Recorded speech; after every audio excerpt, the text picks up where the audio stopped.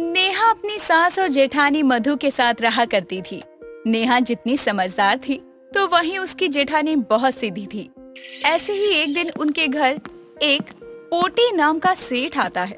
तभी नेहा और उसकी जेठानी को धमकी देते हुए कहता है, कहाँ है कुंती बहन?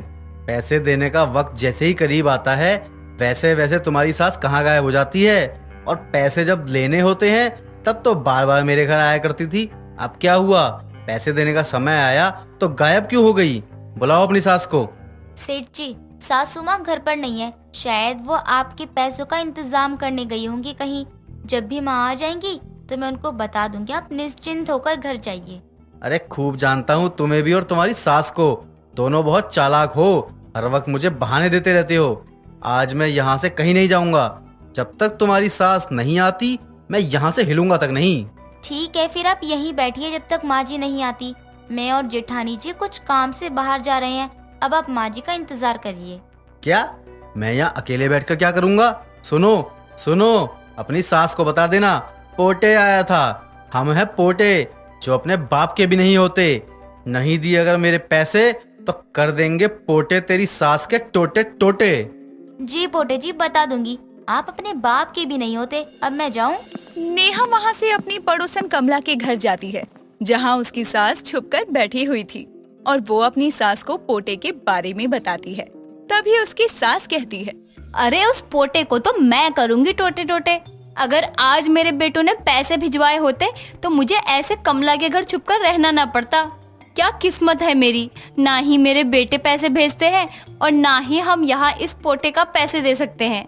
माँ जी, लेकिन कैसे भी हमें उनका पैसा देना पड़ेगा, वरना माँ जी वो पोटे अपने बाप के भी नहीं होते तो आपके क्या होंगे?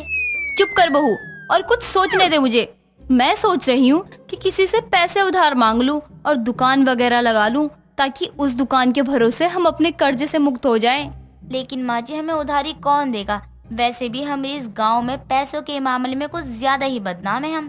अरे फिक्र मत करो, कमला कब काम आएगी। ये मेरी पड़ोसन कम और मेरी दोस्त ज्यादा है। अब यही कुछ मदद करेगी तो ही सही होगा। क्यों कमला, करेगी ना मेरी मदद? मम्मा, मैं कहाँ से पैसे ला कर दूं? कुंती, तुझे तो पता है ना कि मैं कितनी गरीब हूँ। कुछ तो शर्म कर, मुझसे पैसे कैसे मांग रही है तू? कोई बात नहीं माँ जी, मैं पोटे से कुछ और पैसे मांग लूंगी। उसके बाद उसे तंदूरी पराठे की दुकान खोलूंगी। क्या बात कर रही है बहू? पोटे पैसे दे देगा? अगर नहीं दिया तो क्या करेगी? मुझे नहीं लगता ये पोटे पैसे देगा। जरूर देगा माँ जी, आप बस देखती जाइए कि मैं पैसे कैसे मांगती हूँ। नेहा अपनी सास और जेठानी को लेकर पोटे के पास जाती है और उनसे कहती है, पोटे जी, मुझे आपसे मदद चाहिए। अगर आप इस बार मदद कर देंगे तो आपको हर महीने ब्याज के साथ पैसे मिलेंगे। कितने पैसे चाहिए बताओ, और पुराने पैसे भी लौटाओगी क्या मेरे? जी हाँ, वो पैसा भी आपको मिल जाएगा। आप बेफिक्र रहिए, इस बार पैसे मैं ले रही हूँ पूरी गारंटी के साथ। आप बस मुझ पर भरोसा रखिए। बस तुम कह रही हो इसलिए दे रहा हूँ, वरना तुम तो जानती ही हो कि मेरा नाम है पोटे। हाँ हाँ, मालूम है कि आपका नाम पोटे है।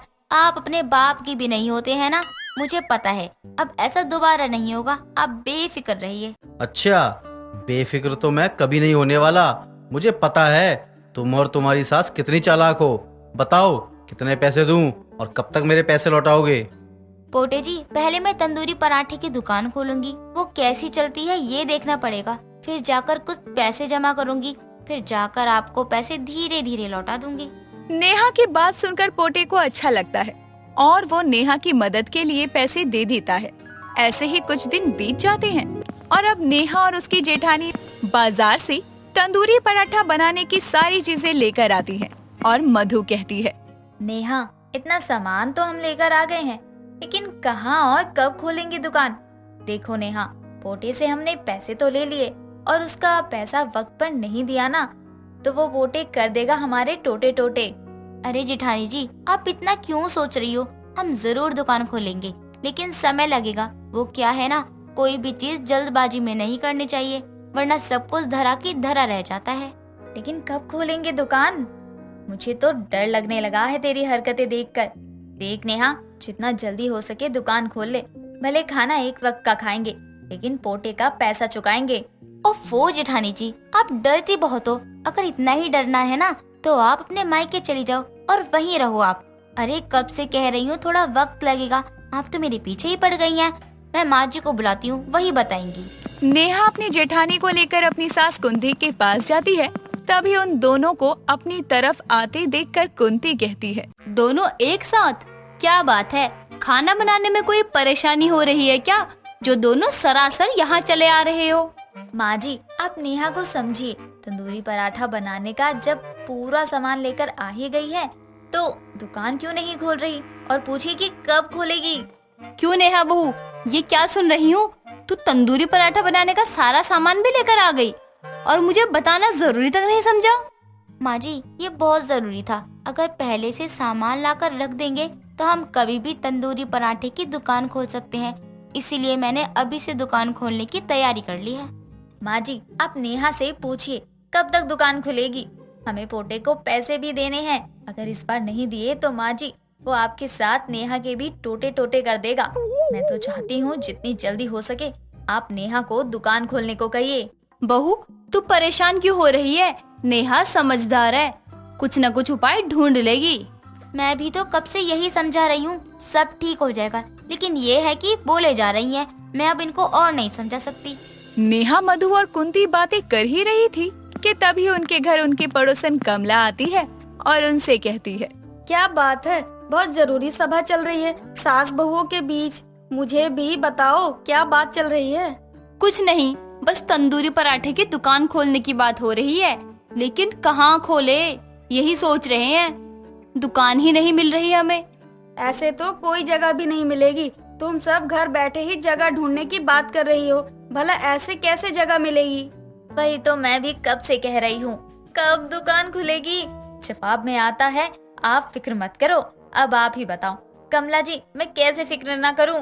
जेठानी जी अब मैं भी आपको यही बोलूंगी, आप फिक्र मत करो, जब खुलना होगा दुकान को तो खुल जाएगी। मैं चाहती हूँ हमारी दुकान बड़ी और अच्छी दुकान हो, ताकि हमें बाद में कोई दिक्कत ना हो। ये बात तो नेहा बहू बिल्कुल सही कह रही है।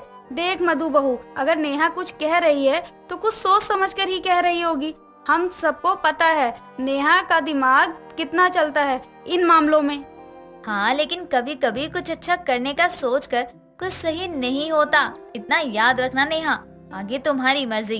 मधु की बातें सुनकर नेहा को भी अब फिक्र होने लगी थी, क्योंकि मधु कहीं न कहीं सही कह रही थी। ऐसे ही दिन गुजर जाते हैं और अब नेहा और मधु दोनों मिलकर अपनी तंदूरी पराठे के लिए दुकान ढूंढते हैं और उनको एक दुकान मिल जाती है। तभी मधु कहती है, बड़े दिनों की बाद राहत मिली, अब हमारी घर की बहू की तंदूरी पराठा का दुकान खुल जाएगा। हाँ आपकी फिक्र की वजह से ही ये सब हो पाया है जेठानी जी, आपको और आपकी फिक्र को बहुत बहुत धन्यवाद। फाइनली कुंती की बहू का तंदूरी पराठे की दुकान का सपना पूरा होता है और बिक्री भी बहुत अच्छी होती है। ऐसे ही कुछ दिन बीत जाते हैं और अब नेहा ने पोटे का सारा कर्जा भी चुका दिया था और अपने परिवार के साथ खुशी खुशी जीवन व्यतीत कर रही थी। ज्योति अपने स्कूल से घर रोते हुए आती है और अपनी माँ गीता को रोते हुए गले लगा लेती है। माँ मैडम ने स्कूल से निकाल दिया, वो बोल रही है कि पैसे नहीं है तो स्कूल भी आने की कोई जरूरत नहीं है। मुझे पूरी क्लास के आगे जाने को कहा। मैंने उनको कहा तो था कि जब पैसे हो जाएंगे तो मैं तेरी फीस दे दूंगी, उन्होंने मुझे बस जाने को बोल दिया। अब मैं कभी स्कूल नहीं जाऊंगी। नहीं मेरी बच्ची तो स्कूल जरूर जाएगी। माँ हम बाकी लोगों की तरह बड़े घर में क्यों नहीं रहते, अच्छा खाना भी नहीं खाते और अब तो मैं स्कूल भी नहीं जा पाऊंगी, हम इतने गरीब क्यों हैं माँ। नहीं मेरी बच्ची तू रो मत, मैं हूँ ना तेरे साथ, तू बस देखती रह, तेरी माँ जल्दी ही सब ठीक कर देगी। माँ आप मुझे दिलासा दे दो, लेकिन कुछ भी ठीक नहीं होने वाला है। अब मैं ज्योति को बोलूं भी तो क्या बोलूं, भगवान ने हमें इतना गरीब बनाया है, सब्जी बेचकर भी इतना नहीं मिलता है कि मैं अपनी बच्ची के लिए खुशियाँ ला सकूं। गीता एक गरीब सब्जी वाली थी जो कि सब्जियां बेचकर अपना और अपनी बेटी का पेट भरती। उसके पास इतने पैसे भी नहीं थे कि वो अपनी बेटी को स्कूल पढ़ा सके। गीता खुद को बहुत ही लाचार समझती, क्योंकि वो अपनी बेटी तक को खुशियां नहीं दे पा रही थी। कुछ दिनों बाद गीता सब्जियां बेचकर घर आ रही थी कि तभी गीता को रास्ते में उसकी पड़ोस में रहने वाली काकी मिलती है। काकी जी प्रणाम, घर में सब कुशल मंगल तो है ना? हाँ, सब ठीक है बिटिया। भगवान की दया दृष्टि बनी रहे तो आगे भी कोई दिक्कत नहीं होगी। काकी जी आप चिंता मत करिए, सब ठीक ही रहेगा। बिटिया, तेरी आवाज से मुझे ऐसा क्यों लग रहा है कि तू कुछ परेशान है? नहीं नहीं काकी, मैं कहाँ परेशान हूँ, मैं तो बिल्कुल ठीक हूँ। अपनी काकी से झूठ मत बोल बिटिया, इतने समय से जानती हूँ मैं तुझे। तेरी बातों से ही पता चल जाता है कि कोई बात तो जरूर है। चल अब बता कि आखिर बात क्या है। काकी अब क्या बताऊं, कुछ भी ठीक नहीं चल रहा है। सब्जी बेचने से 1 रुपया नहीं बचता है। पहले तो जिससे सब्जी खरीदो वही लूट मचा देता है, फिर ग्राहक आनाकानी करते हैं। बिटिया, मैंने तो तुझे पहले भी समझाया था कि ऐसे घर नहीं चलने वाला है। अब कल को ज्योति बिटिया बड़ी होगी तो उसके लिए भी तो सोचना है ना। हाँ काकी आप सही कह रही हो, लेकिन मैं क्या करूँ, अब मुझे कुछ समझ नहीं आ रहा है। बिटिया, तू इतनी परेशान हो रही है तो मैं तुझे बताती हूँ। जिस घर में तू रह रही है उसके साथ वाली जमीन मेरी ही है। तू चाहे तो उसका इस्तेमाल करके अपनी खुद की सब्जियाँ उगा सकती है। लेकिन मैं कौन सी सब्जियाँ उगाऊं? क्या गीता बिटिया, एक सब्जी वाली होकर तुझे इतना भी नहीं पता? अरे मेरी मानो तो तू टमाटर उगा, क्योंकि टमाटर ही एक ऐसी सब्जी है जो हर समय इस्तेमाल होती है। हाँ, आलू भी होता है लेकिन टमाटर सही रहेगा। काकी आप सही कह रही हो, अब मुझे ऐसे ही कुछ करना पड़ेगा। गीता को उसकी काकी की बात बिल्कुल सही लगती है, इसीलिए अब वो टमाटर ही उगाने की सोचती है। अगले ही दिन वो काम पर लग जाती है। पहले तो वो पूरी मिट्टी को छानकर साफ करती है और उसमें से सारी पन्नी कागज साफ करती है और फिर टमाटर के बीज डाल देती है। लेकिन अभी टमाटर उगने में काफी दिन थे और उन दिनों के बीच में गीता को काफी ज्यादा परेशानियों का सामना करना पड़ रहा था। कुछ महीनों बाद टमाटर उगते हैं। अब गीता टमाटर लेकर बाजार जाती है और उस दिन टमाटर बेच रही होती है। टमाटर ले लो, टमाटर, लाल लाल टमाटर ले लो। गीता के ठेले पर एक आदमी आता है और बोलता है, कैसे दिए टमाटर? 40 रुपए किलो है साहब, आपको कितना दूं? नहीं नहीं, रहने दो, अभी तो घर में टमाटर होंगे। और वैसे भी बिना बात के टमाटर खरीदना अच्छी बात थोड़ी है। क्या हुआ साहब, क्या सोचने लगे? अरे देसी लाल टमाटर है, ऐसे टमाटर आपको पूरे बाजार में कहीं नहीं मिलेंगे। बताओ कितने किलो दे दूं आपको? अरे कह दिया ना नहीं चाहिए, एक बार में बात समझ में नहीं आती क्या आपके? वो आदमी गीता पर चिल्लाकर वहाँ से चला जाता है। उस दिन एक भी टमाटर नहीं बिकता। गीता काफी ज्यादा निराश और उदास होकर अपने घर वापस चली आती है। घर में खाने को एक भी दाना नहीं था, इसीलिए गीता की बेटी ज्योति गीता के पास आती है। माँ, मुझे बहुत जोरों से भूख लगी है। आज दिन में घर पे कुछ भी नहीं था खाने को। बेटा तू चिंता मत कर, मैं तेरे लिए खाना लाती हूँ। माँ, लेकिन आप भी खाना कहाँ से लाओगी? घर में तो खाना बनाने के लिए कुछ भी नहीं है। जब तेरी माँ है यहाँ पर सोचने के लिए, तो तू क्यों इतना सोच रही है मेरी बच्ची? गीता अपनी पड़ोस वाली काकी से खाना मांग कर लाती है और अपनी बेटी को खिलाती है। अगले दिन वापस गीता उम्मीद के साथ बाजार टमाटर बेचने जा रही थी। तभी रास्ते में एक औरत दूसरी औरत से बात कर रही होती है। अरे न्यूज़ सुनी तुमने? टमाटर टमाटर नहीं रहे, सोना हो गए हैं। बताओ, इतने महंगे हो गए हैं, 150 रुपए किलो। इतने में तो पूरी सब्जी आ जाए। मैं तो सोच रही हूँ कि अब क्या होगा, क्योंकि बिना टमाटर के कोई सब्जी भी या दाल अच्छी नहीं लगती है। उस औरत की बात गीता सुन लेती है और वो बाजार में जाती है। टमाटर इतने महंगे हो गए थे कि अब तो लोग टमाटर खरीदने से पहले 100 बार सोच रहे थे। तभी गीता बाजार में आवाज लगाते हुए बोलती है, 145 रुपए किलो टमाटर, आओ आओ ले लो टमाटर, देसी लाल टमाटर। गीता की आवाज सुनकर वहाँ पर फटाफट से लोगों की भीड़ जमा होने लगती है और देखते ही देखते काफी सारे टमाटर बिक जाते हैं। ये देखकर गीता को बहुत खुशी होती है। चलो, मैंने जितनी मेहनत टमाटर को उगाने में लगाई थी उतने तो पैसे निकल ही आए, और ऐसे ही चलता रहा तो आज मेरा काफी मुनाफा हो जाएगा। 5 रुपए बस कम करने के बाद तो लोगों ने काफी टमाटर खरीद लिए, ये सोच कर कि कहीं तो कुछ पैसे बच जाएं। गीता काफी ज्यादा खुश थी क्योंकि कई समय बाद गीता के हाथ में काफी सारे पैसे आए थे।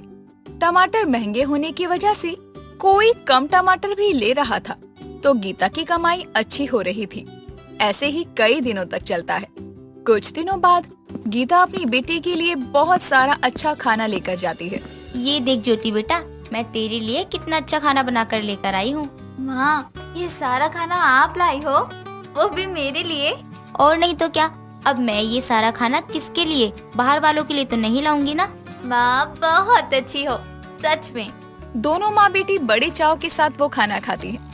लेकिन रात के समय बहुत ज्यादा जोरों की बारिश होने की वजह से काफी टमाटर झड़ जाते हैं और कई टमाटर खराब भी हो जाते हैं। हे भगवान, कहीं उम्मीद की किरण दिखाई तो अब ये। इतना नुकसान देखकर ज्योति और ज्यादा परेशान हो जाती है। लेकिन जब बाजार की तरफ जाती है तो पता चलता है कि टमाटर अब और महंगे हो गए थे। हे भगवान, ये क्या कहर बरसा रहे हो, टमाटर इतने महंगे हो गए हैं। मुझे तो ऐसा लग रहा है कि मैं गरीब इतने महंगे टमाटर बेचकर लोगों को ही लूट रही हूँ। गीता को अच्छा तो नहीं लग रहा था, लेकिन वो भी गरीब थी, इसीलिए वो भी अब महंगे दाम पर टमाटर बेचने लग गई थी। गीता को काफी ज्यादा मुनाफा हो रहा था। ऐसे ही कई दिन निकलते हैं। गीता की गरीबी में अब काफी ज्यादा सुधार आने लगता है। एक दिन जब गीता बाजार से घर वापस आ रही थी तो वो अपनी ही तरह एक गरीब परिवार को देखती है जिसके पास खाने को कुछ नहीं था। गीता उन्हें भी टमाटर देती है और अपने घर आती है। घर आते के साथ ही वो देखती है कि ज्योति और काकी बैठकर बातें कर रहे होते हैं। अरे काकी, आप यहाँ? अच्छा हुआ आप ही आ गई, वरना मैं खुद ही आपसे मिलने के लिए आने वाली थी। अरे अब कहाँ मुझसे मिलने कोई आएगा। काकी, आप कैसी बातें कर रही हो? मैं तो आपको बहुत याद करती थी, आपकी वजह से ही तो आज मेरे हाथों में कुछ पैसे हैं। गीता बिटिया, मुझे भी कुछ टमाटर दे दे। वो क्या है ना, इतने महंगे हो गए हैं। काकी, आपको मांगने की जरूरत ही नहीं है, रुको मैं अभी लाती हूँ। टमाटर की महंगाई की वजह से गीता की गरीबी में कुछ सुधार होता है और अब वो अपनी बेटी के आगे के भविष्य के लिए सोचती है। कार्तिक काम के चक्कर में हमेशा बाहर ही रहा करता था, जिसकी वजह से लोगों से मिलना, बातें करना मानो उसके लिए ख्वाब सा हो गया था।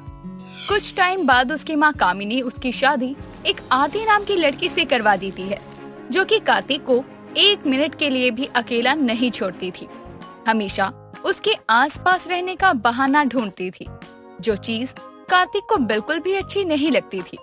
एक दिन वो अपने रूम में बैठकर लैपटॉप पर काम कर रहा था, तभी आरती चाय लेकर आती है। कार्तिक जी, ये लीजिए आपकी चाय, जल्दी से पी लीजिए वरना ठंडी हो जाएगी। वहाँ पे टेबल पे रख दो, मैं बाद में पी लूंगा। कोई बात नहीं, तब तक मैं यहीं बैठ जाती हूँ। जब आप चाय पी लेंगे उसके बाद ही मैं जाऊंगी। इसी बहाने आपको देखने को तो मिलेगा मुझे। हे भगवान, ऐसी चिपकू बीवी ना आप किसी को भी मत दीजिएगा। यार, मुझे तुम्हें देखने के लिए बहाने बनाने की क्या जरूरत है। आजकल तो मैं ऑफिस के काम से घर पे ही रहता हूँ, पूरे दिन तो तुम दिखती रहती हो। हाँ वो तो है, लेकिन मैं तो आपको कितना भी देख लूं, मेरा तो मन ही नहीं भरता। एक काम करो, तुम ना ये चाय मुझे दे दो, मैं अभी पी लेता हूँ, वरना तुम मुझसे चिपकी रहोगी और मुझसे काम होगा भी नहीं। आप कहना क्या चाहते हैं? मैं आपकी चिपकू बीवी हूँ जो हमेशा आपसे चिपकी रहती है? कभी ना कभी सच्चाई तो जुबान पे आ ही जाती है, जैसे अभी तुम्हारे जुबान पे आ चुकी है। अरे नहीं नहीं, ऐसा कुछ नहीं है, मैं तो बस मजाक कर रहा था। कार्तिक इतना कहकर आरती के हाथों से चाय लेकर एक ही सांस में पीकर उसी कप वापस करता है। लैपटॉप उठाकर अपने काम करने लग जाता है, जिसके बाद आरती वहाँ से चली जाती है। थोड़ी देर बाद वो अपना सारा काम खत्म करके वापस रूम में आती है तो देखती है कि कार्तिक किसी से फोन पर बातें कर रहा था। वो उसके पास आती है और उसके कंधे पर हाथ रखती है। किससे बात कर रहे हैं आप? जरा मुझे भी बताइए। जब से कमरे में आई हूँ देख रही हूँ आप फोन पर ही लगे हुए हैं। कौन है इतना खास? क्या यार, जब देखो तब चिपकती रहती हो, कभी तो अकेला छोड़ दिया करो। अरे मुझे भी थोड़ी प्राइवेसी चाहिए होती है, प्लीज जाओ यहाँ से अभी। शादी के बाद पति की लाइफ में कुछ भी प्राइवेट नहीं होता है, जो कुछ होता है पत्नी का ही होता है। बताइए मुझे, कहाँ बात कर रहे थे आप? आरती प्लीज परेशान मत करो यार, मैं काम कर रहा हूँ, उसी के सिलसिले में कॉल पे बात कर रहा हूँ। अभी जाओ यहाँ से, मैं तुमसे बाद में बात करूंगा, ठीक है? जाओ। कार्तिक इतना कहता है और वो कमरे से जाने की जगह बेड पर चढ़कर बैठ जाती है और उसके बाद में ये देखकर कार्तिक कमरे से बाहर चला जाता है, क्योंकि वो उसे निहारे जा रही थी। समय बीतता है। तभी एक दिन कार्तिक काम के चक्कर में तैयार होकर ऑफिस जाने के लिए निकल रहा था कि तभी कामनी वहाँ आती है। बेटा, तू ऑफिस जा रहा है क्या? मुझे कुछ काम था तुमसे। हाँ माँ, बताइए क्या काम है आपको? बेटा, कुछ दिनों से बहू की माँ की बहुत तबीयत खराब है, अगर तुझे परेशानी ना हो तो क्या मैं बहू को कुछ दिनों के लिए उसकी माँ के पास उसके मायके भेज दूं? हाँ हाँ माँ, बिल्कुल भेज दो। मेरी तरफ से तो हाँ ही है, मुझे क्या परेशानी होगी। बल्कि मैं तो सोच रहा हूँ पहले मैं उसे मायके छोड़ के आता हूँ, उसके बाद मैं ऑफिस जाऊंगा। सच में तुझे कोई परेशानी नहीं है? तुझे बुरा तो नहीं लगेगा ना कि अभी तेरी शादी हुई है और मैं तेरी बीवी को उसके मायके भेज रही हूँ? अरे नहीं नहीं माँ, मुझे क्या परेशानी होगी, मुझे कोई परेशानी नहीं है। आपका कहना भी ठीक है। अगर इस टाइम हम आरती को नहीं भेजेंगे तो वो लोग क्या सोचेंगे कि हम लड़के वाले होने का घमंड दिखा रहे हैं। ठीक है, फिर मैं बहू को बोल देती हूँ कि वो मायके जाने के लिए रेडी हो जाए। कामिनी इतना कहकर अपनी बहू आरती के पास जाती है और उसे सारी बात बताते हुए मायके जाने की इजाजत दे देती है। लेकिन आरती का कार्तिक को छोड़कर जाने का बिल्कुल भी मन नहीं था। वहीं दूसरी तरफ कार्तिक को अपनी चिपकू बीवी से कुछ दिनों के लिए छुटकारा मिल रहा था। इस खुशी में उसके पैर जमीन पर टिक नहीं रहे थे। कुछ देर बाद जैसे तैसे करके कार्तिक आरती को उसके मायके छोड़कर अपने ऑफिस के लिए निकल जाता है। पूरे दिन खुशी से काम करके वो घर लौटता है और सोफे पर बैठकर फोन चला रहा था। तभी आरती पानी लेकर वहाँ आती है और कार्तिक बिना सर उठाए पानी का ग्लास पकड़ता है। अच्छा हुआ माँ, आप पानी लेके आ गई। मैं आपको अभी आवाज देने ही वाला था। माँ जी नहीं, बीवी हूँ मैं आपकी। आपकी जरूरतों का मुझे नहीं पता होगा तो किसे होगा? तु, तु, तु, तु, तु, तु, तुम यहाँ कैसे? अरे तुम तो अपने मायके गई थी ना, मैं खुद तुम्हें तुम्हारे मायके छोड़ के आया था। तुम वापस कैसे आई? हाँ, आप आए थे, लेकिन माँ ने बोला कि अभी तेरी नई नई शादी हुई है, तू अपने ससुराल को संभाल। मेरे लिए तेरे पापा भाई सब हैं और मैं ठीक हूँ, तू चिंता मत कर, इसलिए मैं आ गई। मम्मी जी ने बोला और तुमने मान भी लिया। कैसी बेटी हो तुम। लगता है आपको खुशी नहीं हुई मेरे आने की। मैंने तो सोचा कि आप मुझे अचानक से देखकर खुशी हो जाएंगे, लेकिन आप तो सदमे में आ गए। तुम्हारी जैसी अगर चिपकू बीवी मिलेगी ना तो इंसान सदमे में ही होगा, भांगड़ा तो करेगा नहीं। कार्तिक आरती से सवाल जवाब कर रहा था, तभी कामनी भी वहाँ आ जाती है। चलो अच्छा हुआ बहू तू आ गई, तेरे बिना तो घर खाली खाली हो गया था। माँ जी तभी तो मैं आ गई। सही किया ना मैंने माँ जी। तुम कभी कोई काम गलत करती हो जो आज करोगी? थोड़ी देर बाद कार्तिक अपने कमरे में चला गया था। समय बीतता है लेकिन आरती की आदतों में कोई सुधार नहीं आता। वहीं कार्तिक अपनी चिपकू बीवी से हद से ज्यादा परेशान हो चुका था। एक दिन वो अपने ऑफिस के काम से बाहर जाने के लिए बैग पैक कर रहा था। तभी आरती वहाँ आती है। आप कहीं जा रहे हैं क्या? हाँ, ऑफिस के काम से बाहर जा रहा हूँ कुछ दिनों के लिए। ये क्या कह रहे हैं आप मुझे छोड़कर जा रहे हैं? ऊंचा सुनती हो क्या तुम? मैंने कहा तुमसे ऑफिस के काम से बाहर जा रहा हूँ। सुनाई दिया मुझे, लेकिन मुझे भी लेकर चलिए। किसी भी ऑफिस की ट्रिप पर बीवी को साथ ले जाना अलाउ होता है। मुझे भी ले चलिए अपने साथ। यार तुम बड़ी चिपकू किस्म की औरत हो, कहीं तो अकेला छोड़ दो। अब ऑफिस के काम से जा रहा हूँ, वहाँ भी तुम्हारे साथ जाऊंगा क्या? चुपचाप ना घर पे बैठो। कार्तिक इतना कहकर अपना बैग उठाकर कमरे से बाहर चला जाता है। जिसके बाद आरती सीधे अपनी सास के कमरे में जाती है और उसे सारी बात बताती है। जिसके बाद कामनी उसके साथ नीचे आती है और अपने बेटे को रोकती है। बेटा ले जाना, क्या हुआ? जब से तेरी शादी हुई है तुम लोग कहीं घूमने भी तो नहीं गए हो। इसी बहाने थोड़ा टाइम साथ बिताने को मिलेगा। माँ, मैं वहाँ पे पिकनिक मनाने के लिए नहीं जा रहा हूँ, बल्कि ऑफिस के काम से जा रहा हूँ। और मेरे साथ लड़के भी होंगे। अच्छा नहीं लगता है ना कि मैं अपनी पत्नी को लेके जाऊँ। तो क्या हुआ? तू कौन सा किसी और की बीवी को अपने साथ लेकर जा रहा है? मेरी बात तो मान जाना बेटा। अब तो मुझे लेकर जाना ही पड़ेगा। कार्तिक अपनी माँ की बातों को टाल नहीं पाता और मजबूरी में आरती को अपने साथ लेकर जाता है।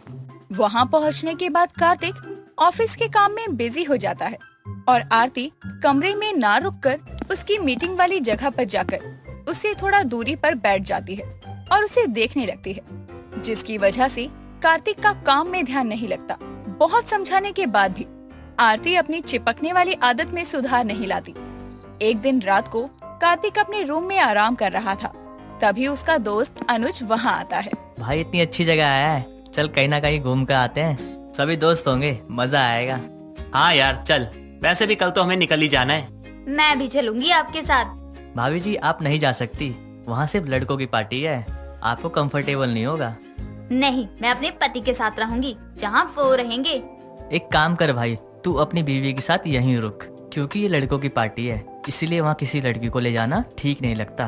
बुरा मत मानियो भाई। लेकिन तू अपनी चिपको बेबी से परेशान नहीं होता क्या? सारा का सारा प्लान खराब कर दिया। अनुज इतना कहकर वहाँ से चला जाता है। उसकी बातों से कार्तिक को बहुत इंसल्ट फील होती है और जिस पर वो आरती को बहुत सुनाता है। जब देखो तब हर जगह मैं भी चलूंगी, मैं भी साथ में रहूंगी। शादी होने का मतलब ये नहीं होता है कि तुम पति की पर्सनल लाइफ छोड़ो ही ना यार। थोड़ा टाइम पति को खुद के साथ भी बिताने दो, उसकी भी मन की करने दो उसे। मैंने आज तक तुम्हें कभी नहीं बोला, लेकिन आज मैं कहता हूँ तुम बहुत ही चिपकू किस्म की औरत हो। मैं बहुत परेशान हो गया हूँ तुमसे। मैं क्या आपको चिपकू लगती हूँ? लगती नहीं हो, तुम हो। तुम मुझे ना अपनी इस आदत के चक्कर में ना मेरे दोस्तों के सामने मेरी इंसल्ट करवा देती हो। तुम्हारी ये आदत ना मुझे तुम्हारे पास लाने की जगह ना तुमसे बहुत दूर कर रही है। इसे बदल दो, सुधार लो, अभी भी समय है। कार्तिक की सारी बातें आरती बड़े ध्यान से सुनती है और समझती है, जिसके बाद वो अपनी आदतों में सुधार करना शुरू कर देती है, जिससे कार्तिक को अपनी चिपकू बीवी से काफी हद तक राहत मिल जाती है और उनके रिश्तों में भी सुधार आने लगता है।